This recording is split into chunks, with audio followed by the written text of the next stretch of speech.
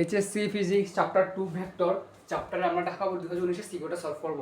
ওকে, তো গ নাম্বারে কি বলছে? গ নাম্বার প্রশ্ন হচ্ছে ট্রাকটি কোন দিকে চলবে।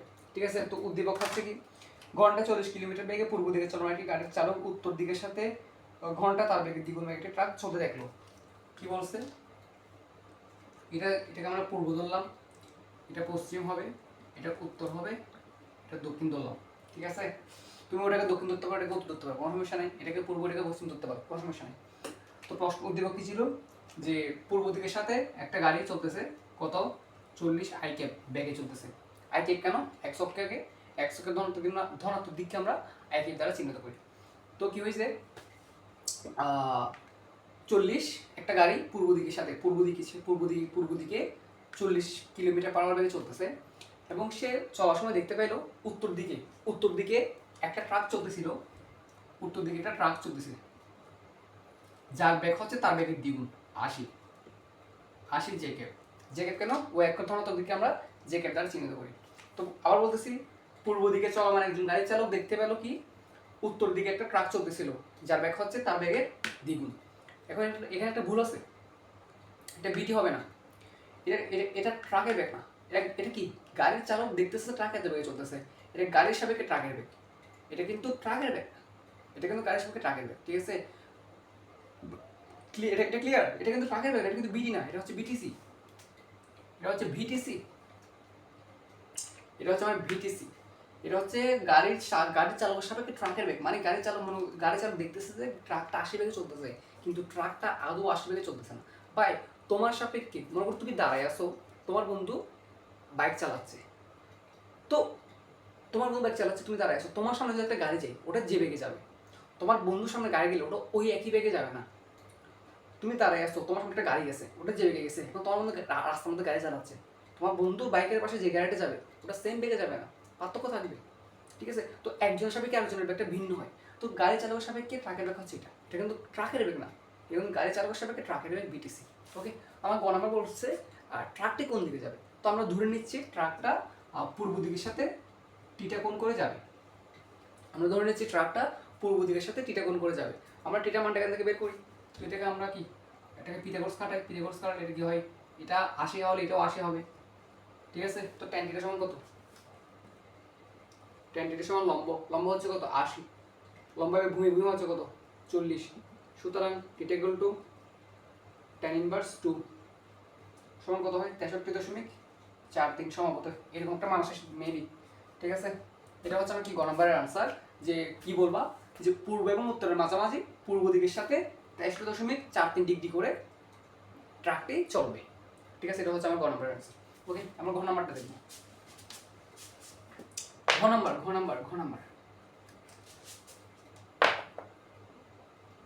নাম্বার কি বলছে?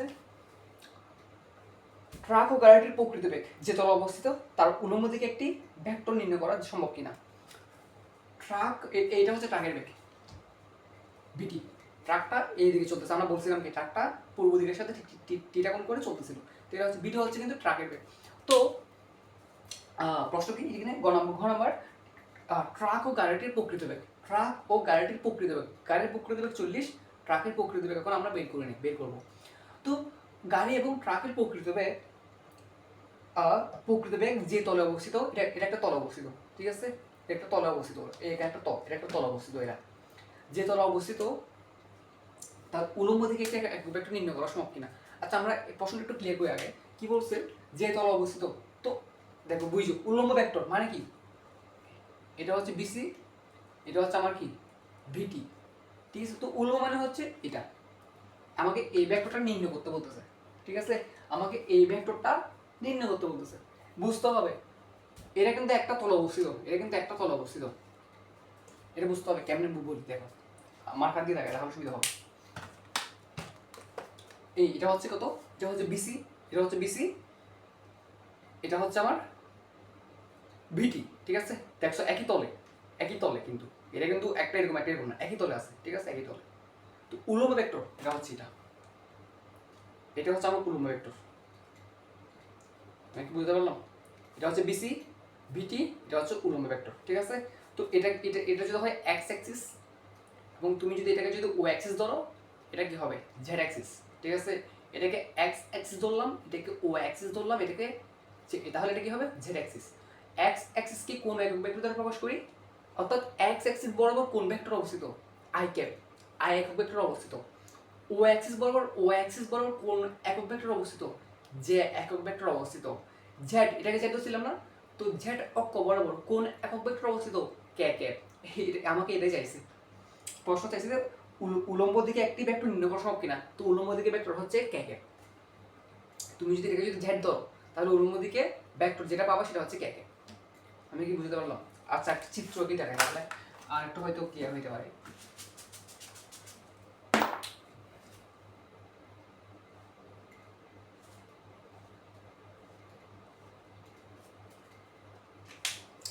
তো এটা ছিল আমার এক্স অ্যাক্সিস এবং এটা ছিল ভিসি টি ভিটি ভিটি। তো এইটা হচ্ছে আমার উলম্ব ভেক্টর, ঠিক আছে। এটা হচ্ছে আমার উলম্ব ভেক্টর, ঠিক আছে। এটা হচ্ছে আমার উলম্ব ভেক্টর, এটা আমাকে এটা নির্ণয় করতে হবে, এই উলম্ব ভেক্টর এটা, ঠিক আছে। এই দুটো কিন্তু মাটিতে সমান আছে, এটা তাদের উলম্ব ভেক্টর। তো আমি কি বলছি, আমার কি ধরছিলাম যে এটা হচ্ছে এক্স অ্যাক্সিস, যে অ্যাক্সিস বরাবর কোন ভেক্টর অবস্থিত, আই কে। এটা হচ্ছে আমার ও অ্যাক্সিস ধরলাম এটাকে, ঠিক আছে। ভিটি কে ও অ্যাক্সিস ধরলাম। তাহলে এই বরাবর কোন ভেক্টর আছে, ও অ্যাক্সিস বরাবর কোন ভেক্টর আছে, জে ভেক্টর, যে একক ভেক্টর অবস্থিত। উলম্ব ভেক্টর বলছে না, এটাকে যদি আমি উলম্ব ভেক্টর ধরি, এটাকে যদি আমি যদি উলম্ব ভেক্টর ধরি তাহলে এটা অ্যাক্সিস এটা ওয়াই অ্যাক্সিস, তাহলে এটা কি জেড অ্যাক্সিস। তো জেড অ্যাক্সিস বরাবর কোন ভেক্টর থাকে, কে একক ভেক্টর থাকে। আমাকে ওই কে ভেক্টরটা নির্ণয় করতে বলতেছে, ঠিক আছে। আমাকে কে ভেক্টরটা বের করতে হবে।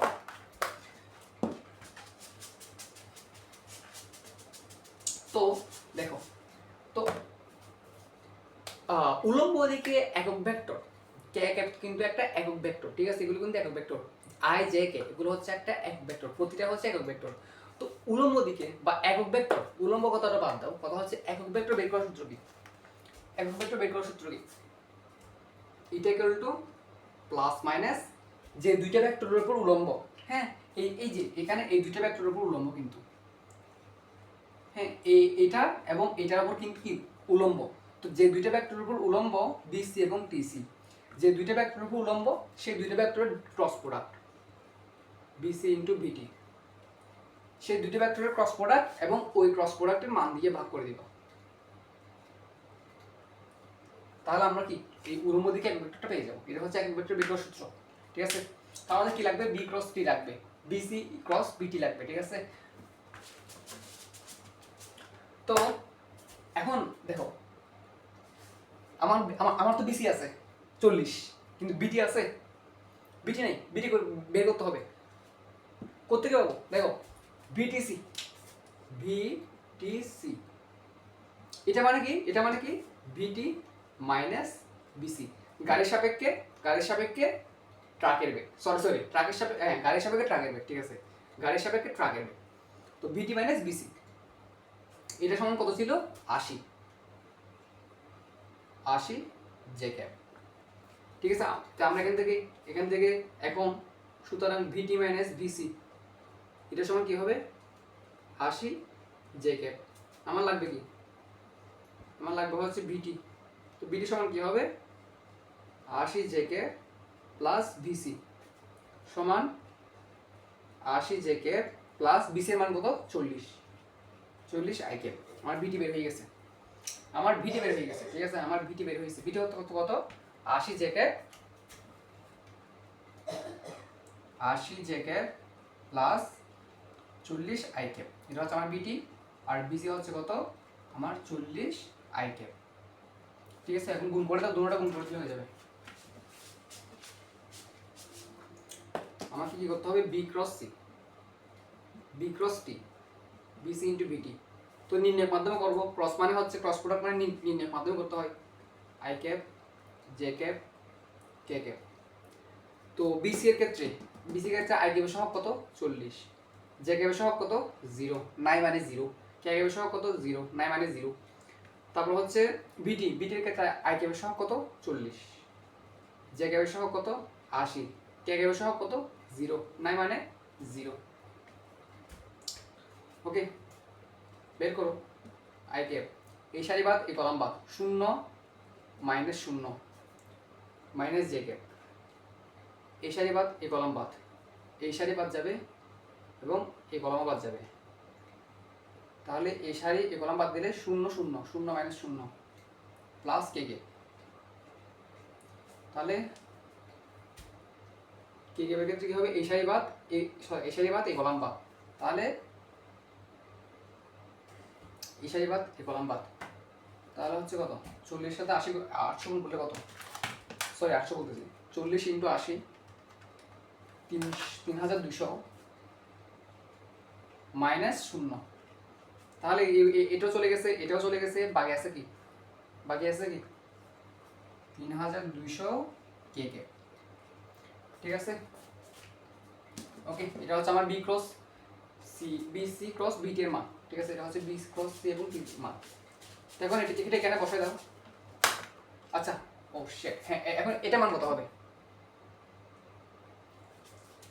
এটা হচ্ছে কি বিসি ক্রস ভিটি, তো ভিসি ক্রস ভিটি এর মান বের করো, রুট ওভার অফ 3200 তারপর হোল স্কোয়ার, ক্যারি বসে বের করো হোল স্কোয়ার, কত আসবে 3200 আসবে, ঠিক আছে। এখন বের করো প্লাস মাইনাস ক্রস প্রোডাক্টের মান কত বেশি 3200 কে কে, মান কত 3200 3200 চলে গেলে কি আছে প্লাস মাইনাস কে কে, এটা হচ্ছে আমার আনসার কে কে, এটা হচ্ছে আমার কি উলম্ব ভেক্টর কে কে, এটাই আমি পাবো। এই গাড়ি এবং কারের ট্রাকের এই ভেক্টর বরাবর গাড়ির ভেক্টর ট্রাকের ভেক্টর, এই দুইটা ভেক্টরের উপর উলম্ব ভেক্টর হচ্ছে কি কে কে ভেক্টর, ঠিক আছে। আমি কি বুঝতে পারলাম, দেখো বুঝছো, ইজ ইট ক্লিয়ার, বুঝে গেছে? ওকে, তো পরে নেক্সট ভিডিও দেখা হবে, ভালো থেকো, তোমাদের অনুভূতি কমেন্টে জানিও। ওকে, বাই বাই, টাটা।